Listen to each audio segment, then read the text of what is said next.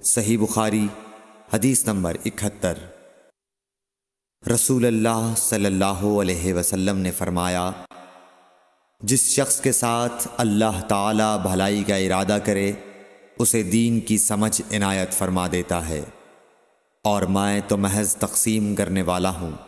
دینے والا تو اللہ ہی ہے، اور یہ امت ہمیشہ اللہ کے حکم پر قائم رہے گی،